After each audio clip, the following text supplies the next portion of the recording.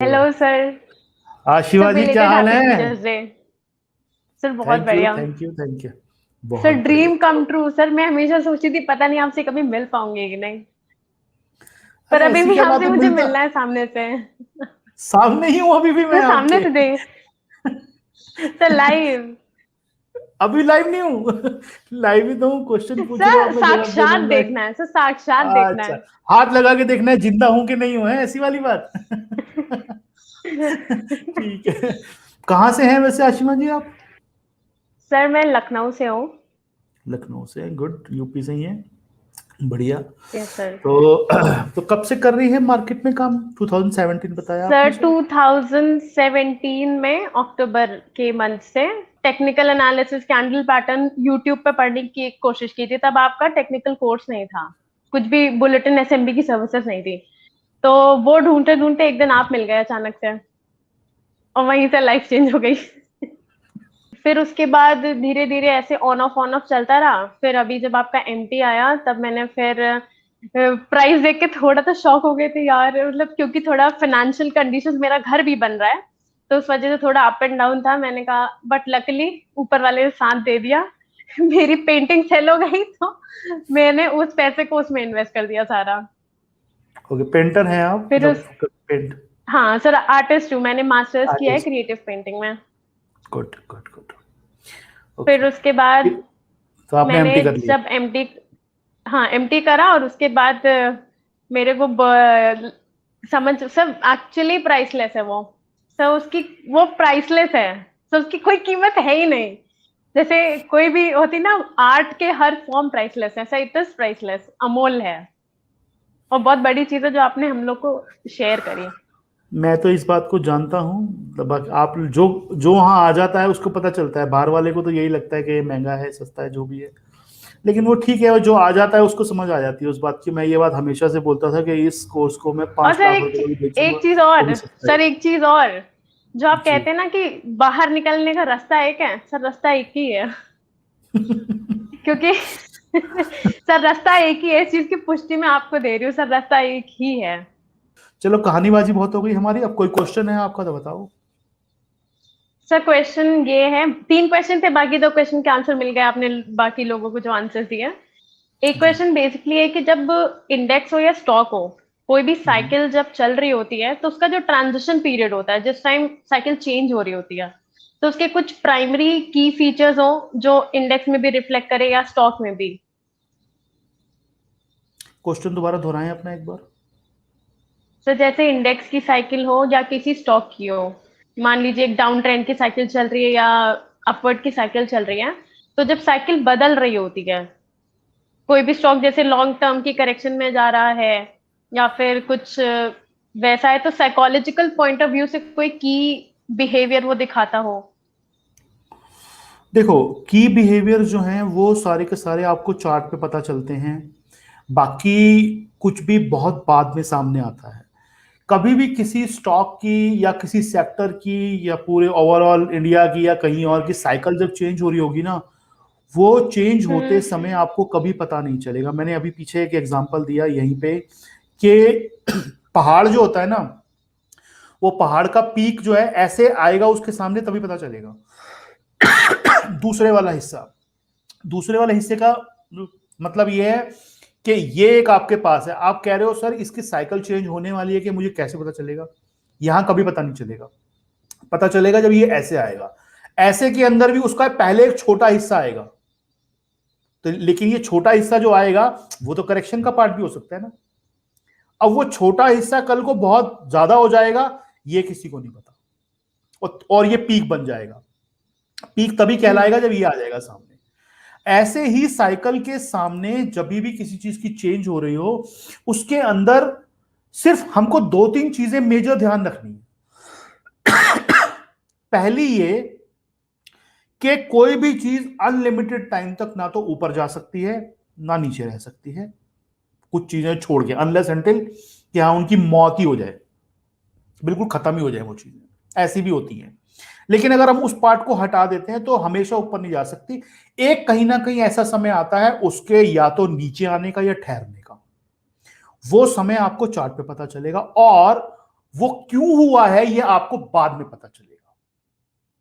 वो क्यों हुआ है ये आपको बाद में पता चलेगा। पहला सिम्टम जो है वो तो ये दिखेगा आपको कि ज्यादातर लोग उसकी बारे में बात करना शुरू कर देंगे कि ये चीज तो अब बहुत ज्यादा ऊपर जाने वाली है, ये चीज तो कभी रुकेगी नहीं, ये चीज तो ऐसी है कि जिसके अंदर बहुत बड़ा कुछ खेल होने वाला है, ये चीज तो ऐसी है जो दुनिया को चेंज करके रख सकती है। मतलब जो नॉइस है ना, नॉइस, सबसे पहला सिम्टम यही होगा। उस समय क्या है कि इस तरह की कोई फीलिंग नहीं होगी लोगों के अंदर, जो स्टार्टिंग स्टेज के अंदर आपने वो चीज ली होगी। उसके बाद में धीरे धीरे क्या होगा कि उसके प्रति लोगों की भावनाएं अच्छी बननी शुरू हो जाएंगी। वहां पर क्या होगा कि लोग हमेशा उस चीज के बारे में बहुत अच्छा बोलना शुरू कर देंगे। आपको अपने आसपास की जब आप नॉइस रीड करोगे ना, इसी को मैं साइकोलॉजी कहता हूं। टॉपिंग आउट किसी भी चार्ट के अंदर किसी भी एरिया में आपको सबसे पहले नॉइज बताएगी आसपास की, चाहे वो शॉर्ट टर्म का टॉपिंग आउट हो रहा हो या बड़े टाइम फ्रेम का टॉपिंग आउट हो रहा हो। जैसे आज से 5 साल पहले, करीबन 6 साल पहले फार्मा के साथ ये हुआ था। फार्मा के अंदर मतलब मैं कई बार यूट्यूब पे भी आता, उस समय शायद यूट्यूब पे नहीं आता था मैं कई बार अपने लोगों को बोला, साथियों को, कि ऐसा लग रहा है हिंदुस्तान में सिर्फ एक ही चीज बिक रही है, वो है दवाइयां। बाकी सारे सेक्टर बिल्कुल फ्रीज्ड एकदम, किसी में कुछ काम नहीं हो रहा, सिर्फ फार्मा चल रहा है और एफएमसीजी चल रहा है। मतलब लोग बिस्किट खा रहे हैं, ये कर रहे हैं और खाली दवाइयां खा रहे हैं। मतलब मैंने कहा यार ये खाली यही, ये हिंदुस्तान है क्या? दवाइयां ही दवाइयां बिक रही है खाली, और कुछ नहीं बिक रहा।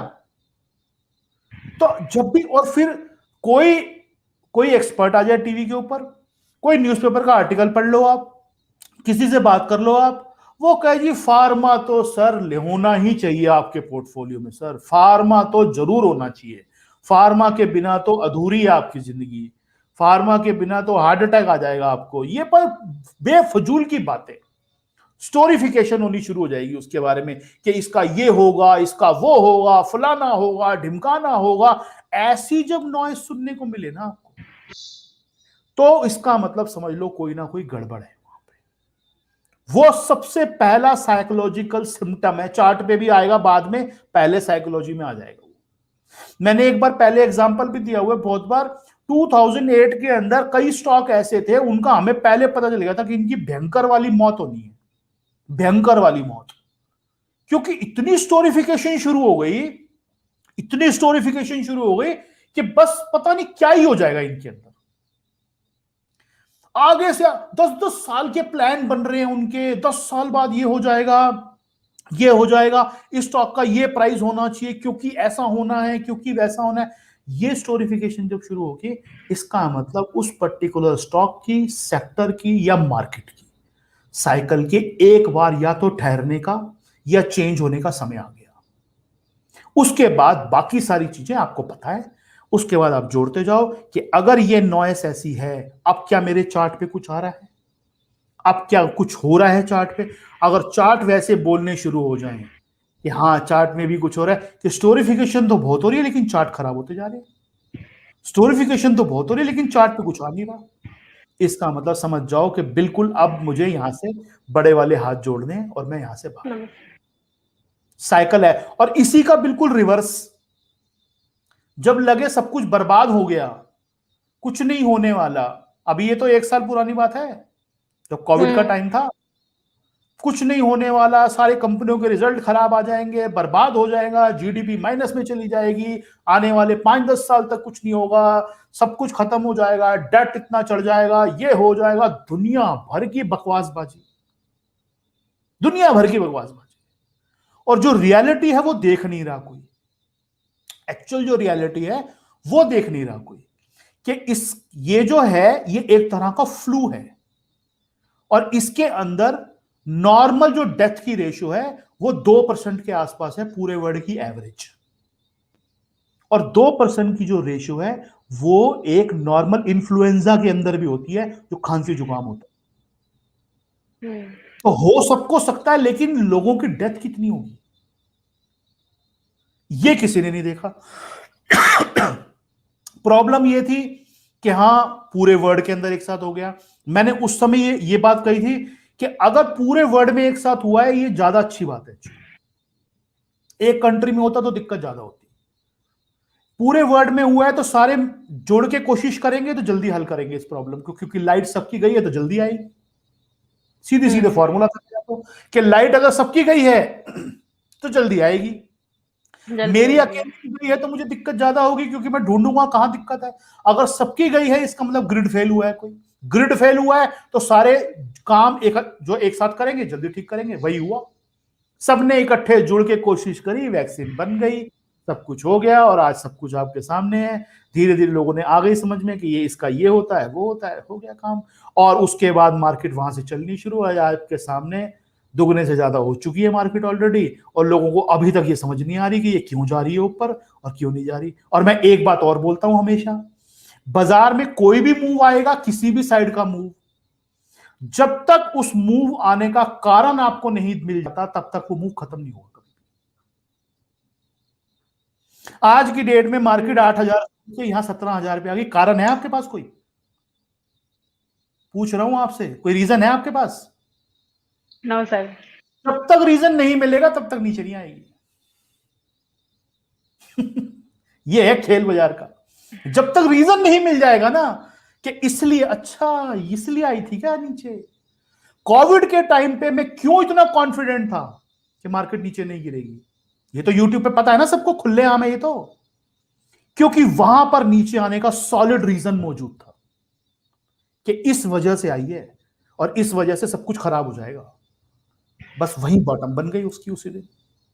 मार्केट का कोई भी मूव आता है, स्टॉक का कोई भी मूव आता है, जब तक आपको उसका कारण नहीं पता चल जाएगा, सॉलिड रीजन, हवा हवाई नहीं, सॉलिड रीजन पता नहीं चल जाएगा, तब तक वो मूव कभी भी परमानेंट खत्म नहीं होगा।